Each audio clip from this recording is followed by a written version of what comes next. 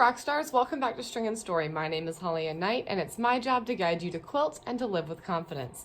Today I'm going to show you guys how to make flying geese. Now, flying geese are a very common unit, and they often appear in things like the star points of this Good as Pie placemat pattern. So we're going to be making this unit right here, and I'm going to show you the most basic way to do this. This is the way that most of us learn when we're getting started on our quilting journey. And all you need is a rectangle. This one happens to measure 2.5 by 4.5 inches. As a general rule, flying geese are in a 1:2 ratio, so the width is twice as much as the height, all right? And then you'll also need 2 squares that are each the height of your rectangle squared. So these are 2.5-inch squares. And they will go right on top of this rectangle to make our wings, all right? Now the first thing we do is we take our first square and we put it face down on our rectangle, just like this. Now, if you want, you can take a pin or a hero marker. Let me see if I can grab my hero marker here, and I'm going to use that.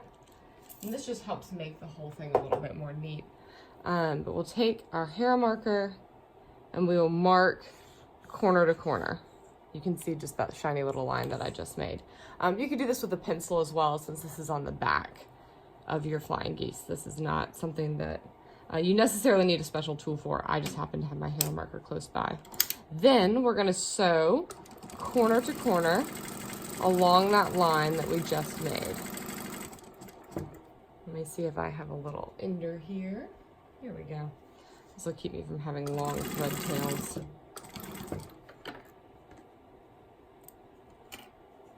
See?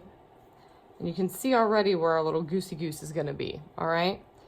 Before we flip that up, though, let's take our ruler, and we're going to lay, in fact, I happen to have my add a quarter here, so I'm going to use the edge of my add a quarter lip, line it up corner to corner. You could also use just a regular ruler and line a 1/4 inch line up corner to corner. Take your rotary cutter and trim. Now, these are called bonus triangles. And if you're like me and you're not very good at sewing with actual scraps, you'll likely do nothing with them. However, if you're a very scrappy quilter and you hate to have any fabric waste, before you cut here, you would sew another seam 1/4 inch in, so it'd be 1/2 inch from the original line, and then this would actually make a 1/2 square triangle. So that's just entirely up to you. All right, now fold your little wing up. Now, if you happen to have your iron close by, you can hit it with an iron to make that real crisp. And now we're gonna do the exact same thing on the other side, okay?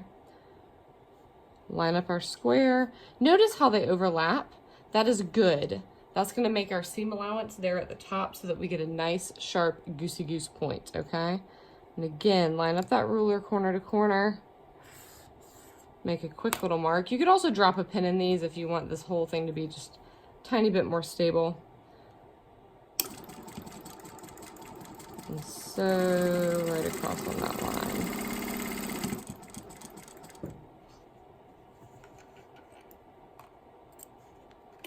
If you're making a bunch of these in succession, you would just feed the next one in instead of having an ender that you're fiddling with.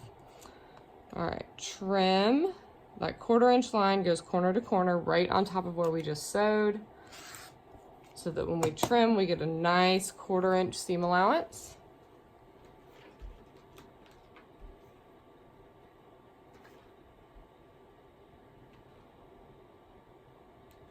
Now, I cut everything the exact size I needed it for these, right? So I'm gonna lay my ruler on top and make sure that this goose came out 4.5 by 2.5 inches, which it did, okay? 1 inch, 2 inch, 1/2 inch, 1, 2, 3, 4, 1/2. This came out just right. If you're nervous about your 1/4 inch seam, you could cut all these pieces a little bit big and then trim down, but I'm not a fan of trimming, so I prefer to just go straight on. You notice here's your seam allowance, so as you piece this goose into a finished project, like here, your tip of your goose will end up right at that seam line because of that lovely seam allowance that we created. So there you go, just a couple quick steps to make gorgeous flying geese.